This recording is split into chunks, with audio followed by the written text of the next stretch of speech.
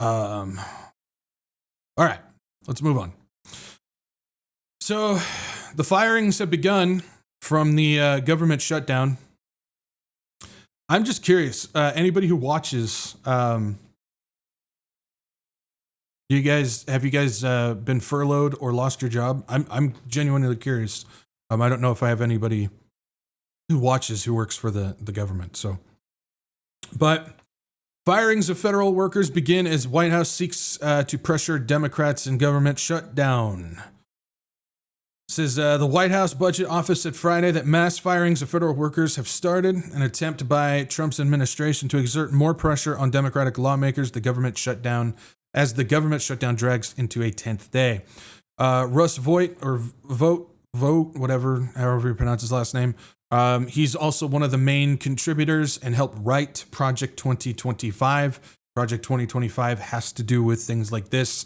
You have to dismantle the government and reinstitute a brand new authoritarian style government. And so he's helping do that with this. I believe that's one of the reasons why this government shutdown is happening right now. Now, we know government shutdowns have happened in the past. They usually didn't last very long. There wasn't usually any real repercussions because of it. But the timing of this one and the actions being done during this one are indicating to me that this could possibly be their way of reshaping the entire inside of the government so they can introduce this new authoritarian style fascist government that they're trying to build. And so when you look at Project 2025 and you look at one of the people who's, again, Stephen Miller's a part of that, that's where the immigration and stuff is happening there, the ICE stuff. And then Russ Voigt is a part of that as well, and he's helping with the firings and the remolding of the government.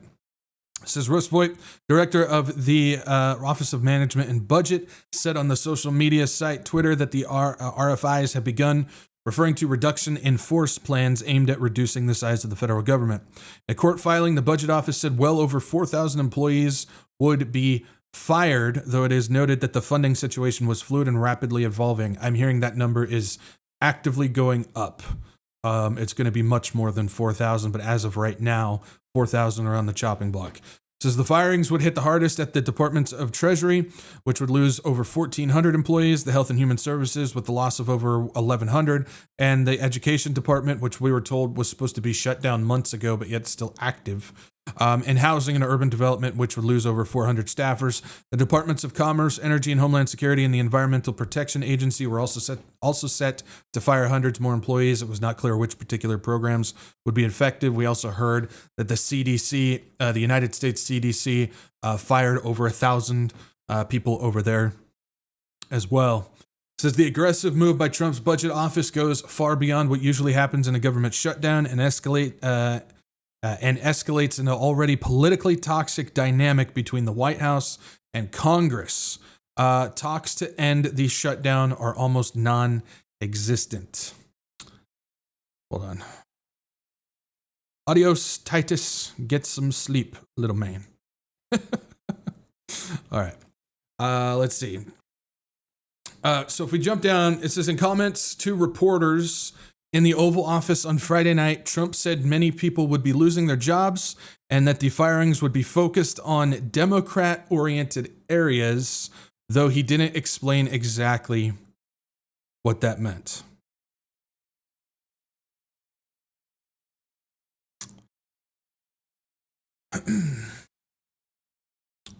So, from my perspective, just make that clear. My perspective, how I'm looking at everything, how I'm viewing everything, I believe what we're seeing right now is, and I want to make sure I say this the right way. I think what we're seeing right now is a complete elimination and evisceration of the political left. I think that's what we're seeing right now. And when I say political left, I mean everything from the end of Trump's politics over. That includes moderates, That includes your old school Democrats. That includes your extreme liberals. That includes all of them. That would include probably most of us here.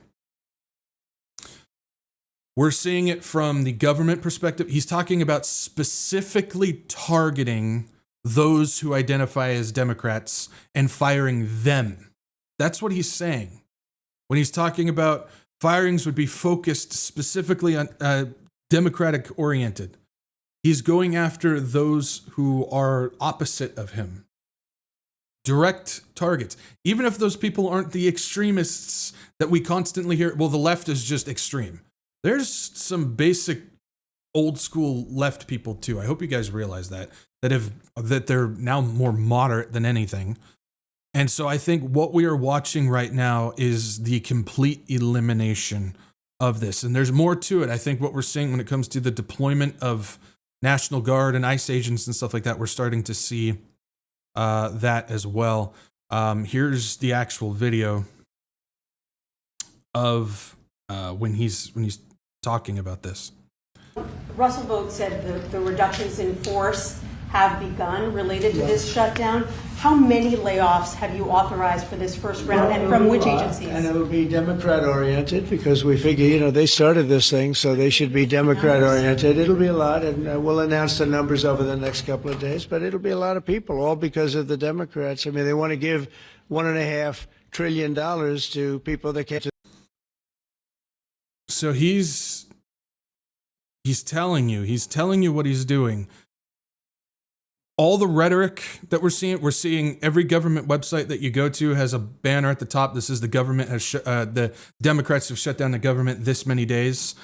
Even though you have Mike Johnson who keeps telling his Republicans to just stay home and continue your vacation every week. He just said, stay home next week too.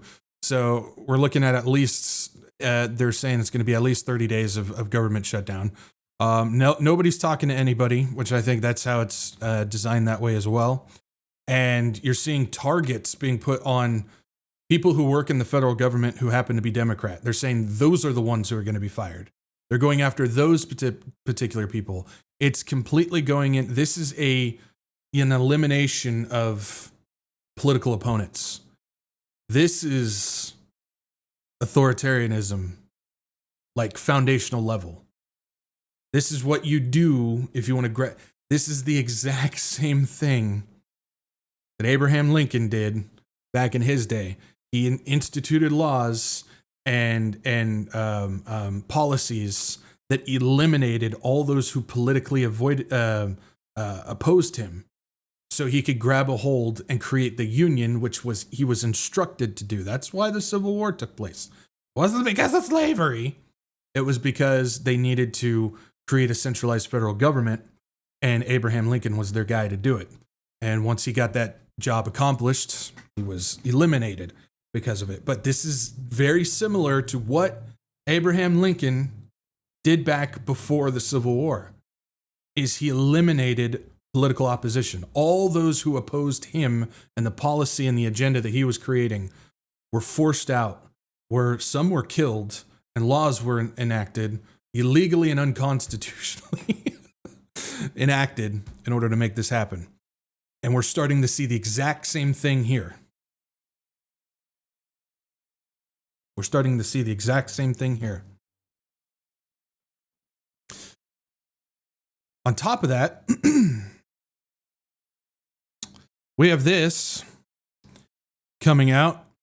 When people are getting fired, people aren't getting paid, which 750,000 people being furloughed, and the Trump administration is trying to make it so they don't have to pay those people. And he specifically, again, I don't have the thing to bring up, but you can look it up. Go look it up. Do research yourself. Don't take my word for it. But Trump also said those who are furloughed, we're looking to give back pay to those who are not Democrats. Those who are Democrat-oriented, those who are Democrat-aligned and who are furloughed, we're not going to pay those people back pay. He's only going to pay those who are on his side.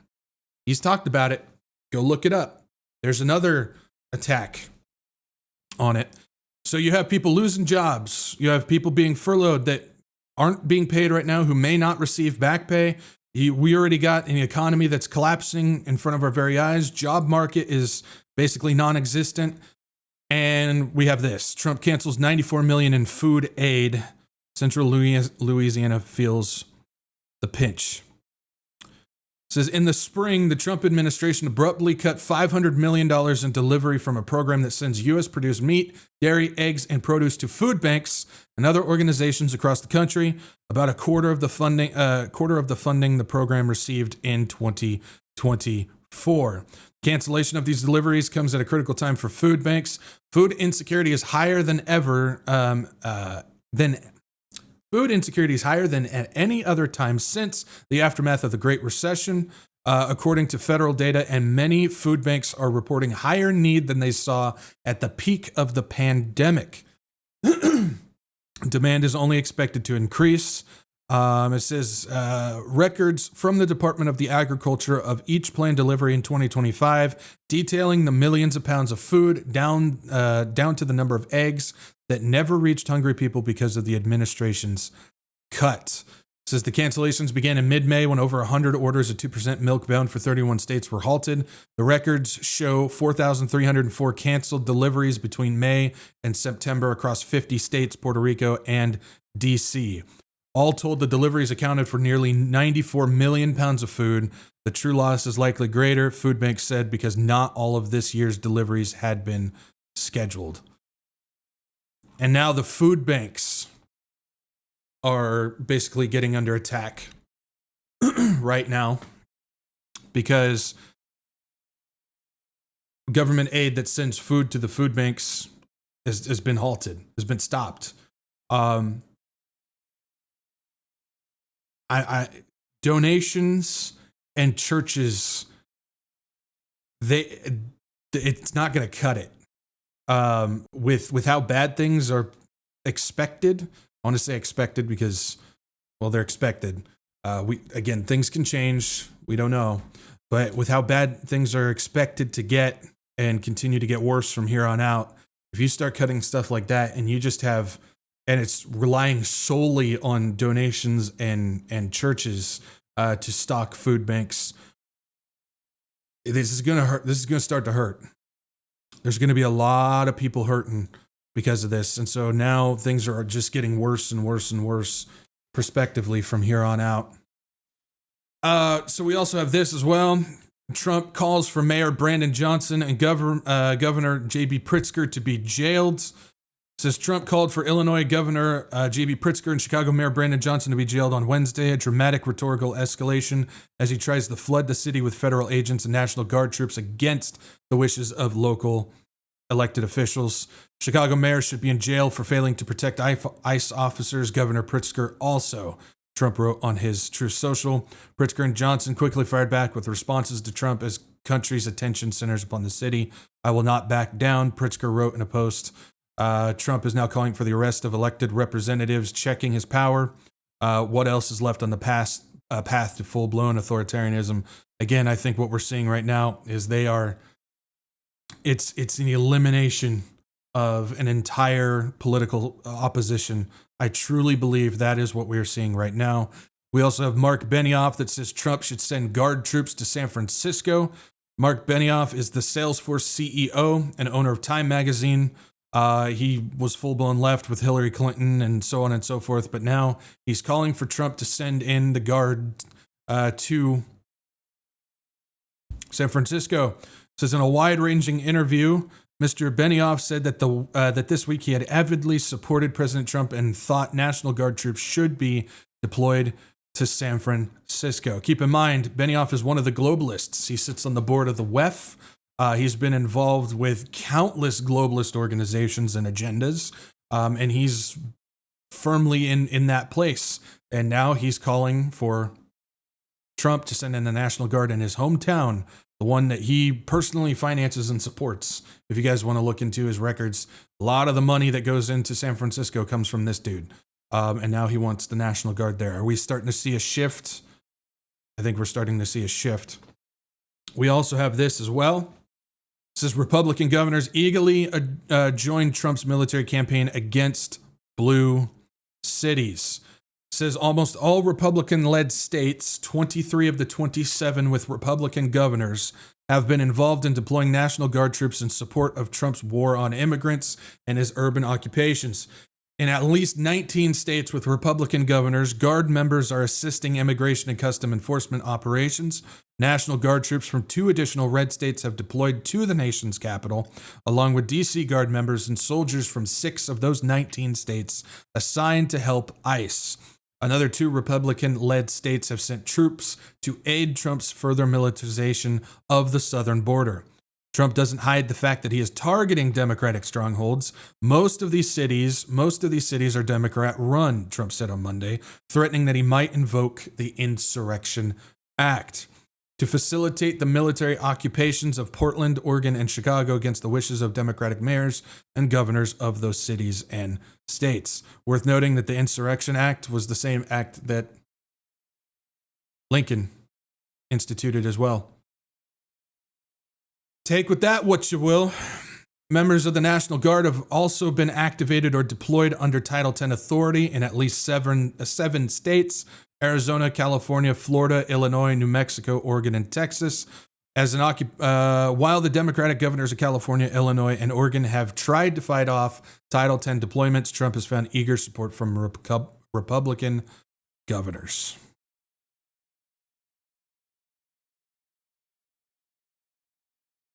Again, I really believe that we're starting to see a full-on elimination of political opposition.